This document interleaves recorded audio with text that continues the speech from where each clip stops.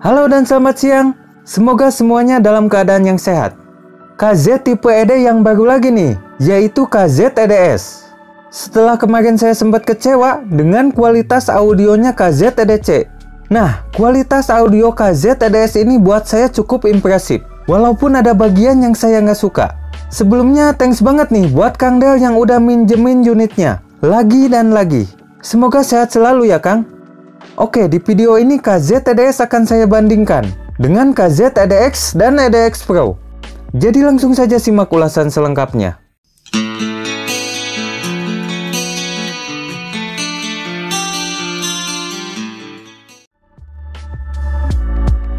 Untuk packaging dan isinya sama dengan KZ EDX dan EDX Pro. Jadi gak perlu dibahas lagi.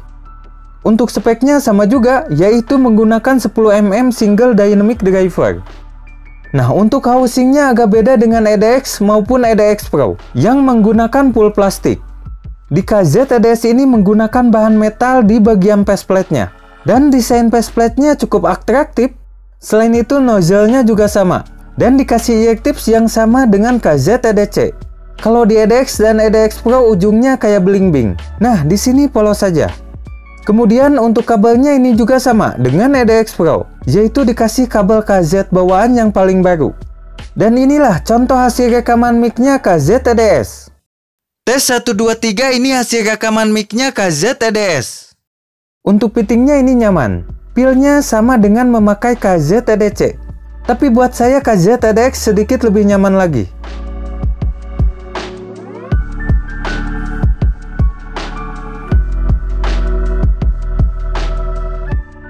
KZ EDS ini sangat mudah di drive, sama dengan EDX Pro.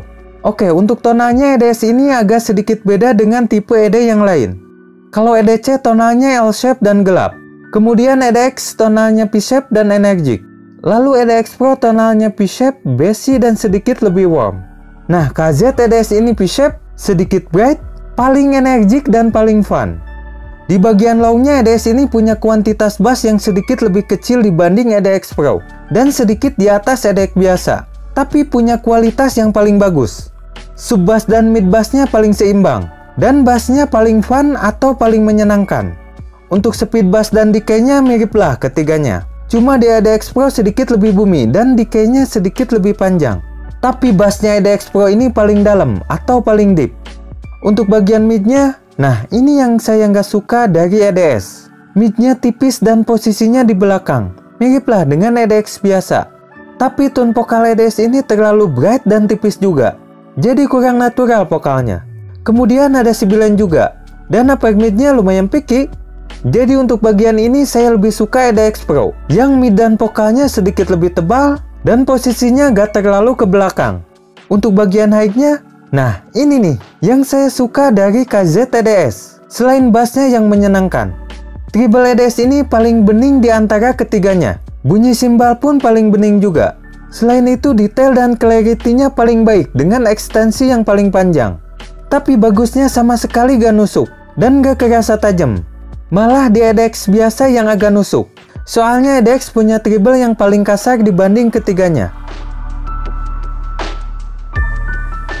Nah, untuk bagian teknikalitasnya, KZ EDS ini paling bagus atau sedikit lebih baik dibanding ketiganya. Terutama di separasi dan imagingnya. Lebih rapi dan lebih jelas.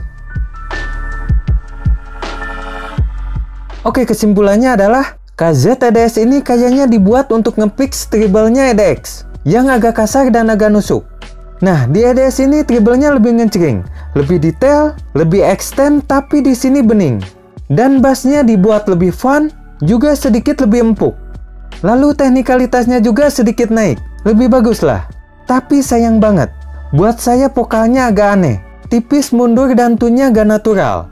Dan ada sibilan juga. Jadi recommended gak nih?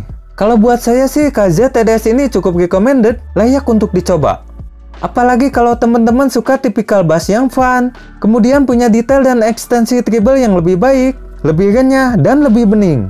Selain itu, tekniknya sedikit lebih baik, tapi gak begitu peduli sama mid dan tone vokalnya. Nah, KZ EDS ini cocok.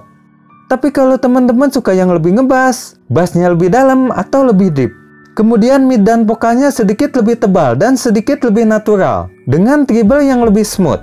Nah, KZ TDX Pro lebih cocok. Oke, itu saja ulasan dan opini saya buat KZ TDS ini. Sampai jumpa lagi, dan salam Lopins Audio.